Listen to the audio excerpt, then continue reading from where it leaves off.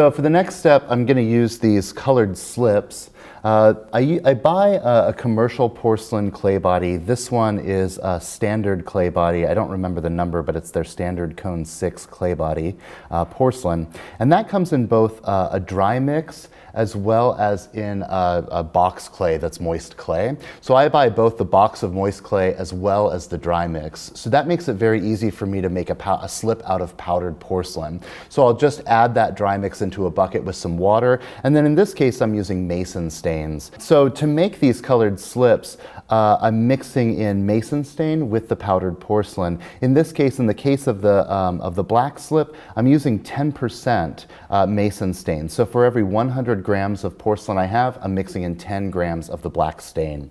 For the gray, for every 100 grams I'm using of the porcelain, I'm mixing in 3 grams of the black to get a 3% saturation for gray. I'm also using a white slip that I'll just pipe onto the back, and that will give me sort of the backing for this slip casted decoration. So this work for me, this body of work I've been making for maybe about 3 years now.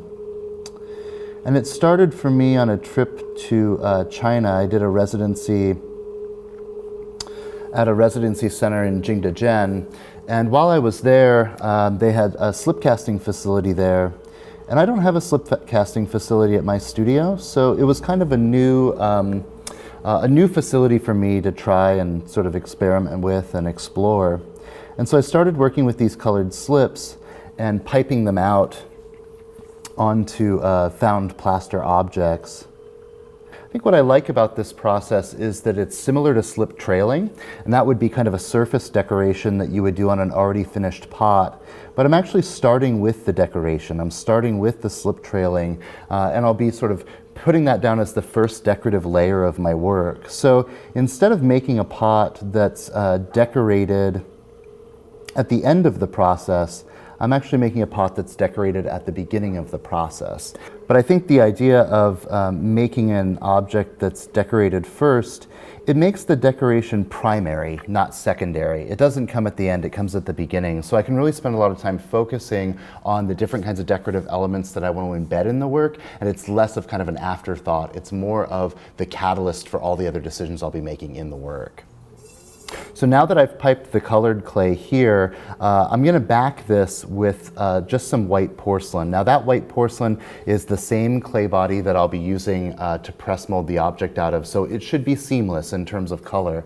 That porcelain's in this bottle, so this slip is a little on the thick side so that I can pipe it out, and it will give me essentially, once it dries, kind of a flat little sticker, for lack of a better analogy there,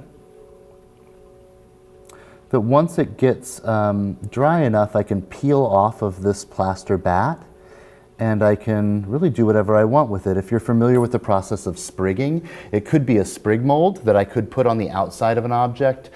You'll see in this case I'm going to put it on the inside of a mold, but that's going to be the process there. So one of the nice things about working on plaster is it has this capillary action, so any of the water in the slip will be absorbed into the plaster, and so this should dry really, really quickly. It should also dry very, very flat because the water in the slip is wicking off on the top via evaporation, and it's wicking off on the bottom via that capillary action of the plaster. So this will be allowed to dry depending on the weather and how humid it is, anywhere between maybe an hour and 3 or 4 hours before I can peel this off of the bat.